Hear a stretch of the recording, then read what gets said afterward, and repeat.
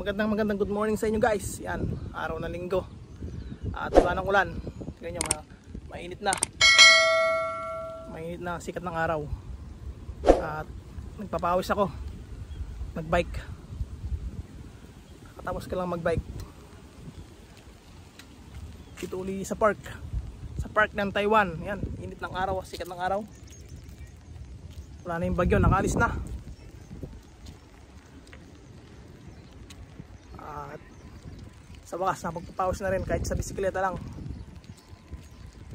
For today's video guys, ang i-share ko naman sa inyo kung saan ba maganda mag-apply dito sa bansang Taiwan o sa bansang Japan. At kung bakit ito yung aking video. Panoorin nyo, pag-uusapan natin. Intro muna.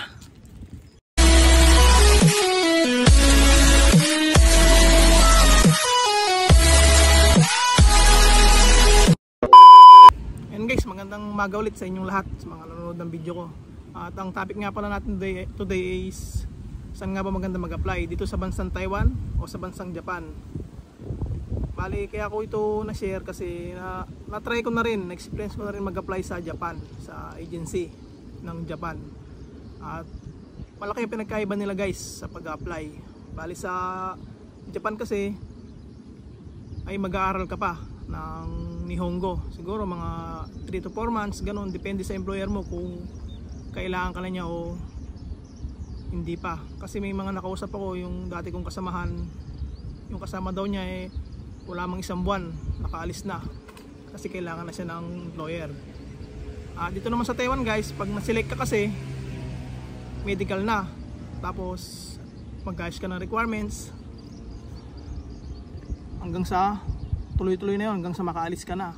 Sa Japan kasi pag na-select ka, mag-aaral ka muna, tapos pag mag-aaral, habang nag-aaral ka, pinaprocess yung papel mo.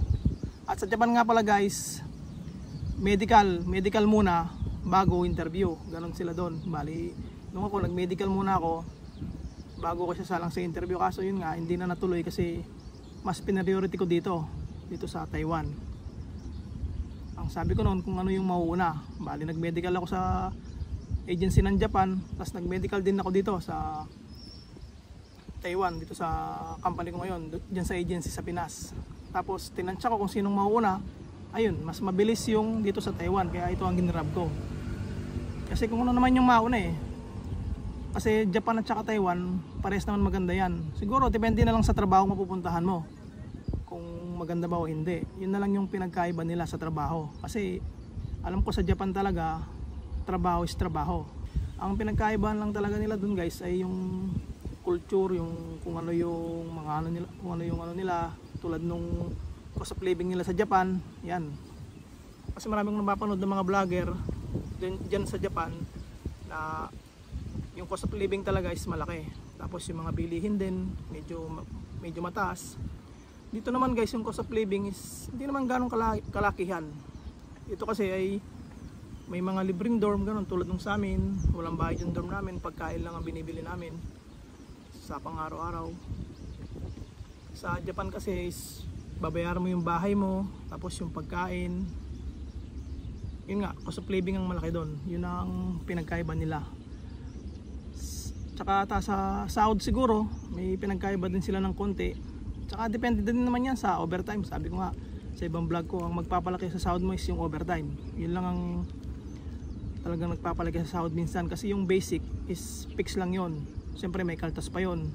At sabihin natin malaki yung basic, may mga kaltas pa yan. Kaya overtime pa rin magpapalaki doon. Kaya kung alin yung mauna, halimbawa nag-apply ka dito sa Taiwan, tapos nag-apply ka sa Japan, kung alin yung mauna, yun ang i-grab mo. Kasi kung saan yung opportunity na ibigay sa'yo, siyempre doon ka. Tulad ako, nag-apply din, naka-line up na ako sa interview. Bali, meron na kaming group, meron na petsa yung interview namin sa Japan noon. Bali, Farmers yung apply ko noon. Doon ako na-line up sa Farmers. Tapos, ayun nga, nauna tong company ko na mag-asikaso na ito na ang ginrab ko. Kasi mas mabilis makaalis. Pero nasa inyo yung guys kung saan nyo talaga gusto. Tulad ko, malay natin pagdating ng end of contract ko dito, kung pwede pa ako sa Japan, apply ulit ako doon. Kasi kung talagang gusto mag-apply sa ibang bansa, talagang pupursigihin mo mag-apply.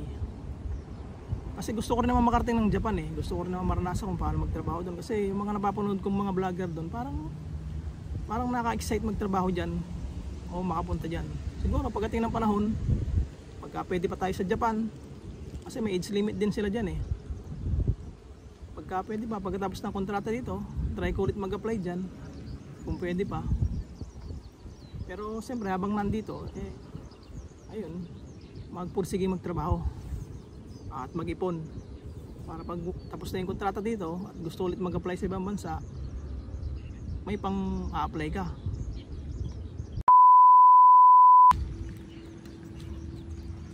Yun, sana guys may nakuha kayong idea sa aking video kung saan ba maganda mag-apply. Para sa akin guys, pares lang naman yan. Basta kung saan ka ma-select, dun ka. Kasi Japan sa Taiwan, trabaho din naman pupuntahan mo dyan eh. Ngayon, dumidepende na lang yan sa trabaho na pupuntahan mo. Kung mahirap o hindi. Ganun din naman dito sa Taiwan guys. May mahirap na trabaho, meron din naman hindi. Basta depende na lang yan. Basta pag nandiyan ka sa mga bansang yan, sipagin na lang. Sipagin na lang sa trabaho para makaipon agad. At yan, bike na ulit ako. Mainit yung ng araw pero mahangin guys. Kaya parang malamig din. Yan, nasa park tayo.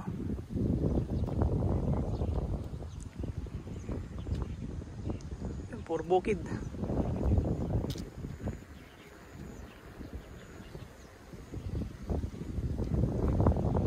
Tapos na magbike. Kaya pahinga na, balik na ng dorm. Araw nga pala ng linggo ngayon. Mamaya may pasok na.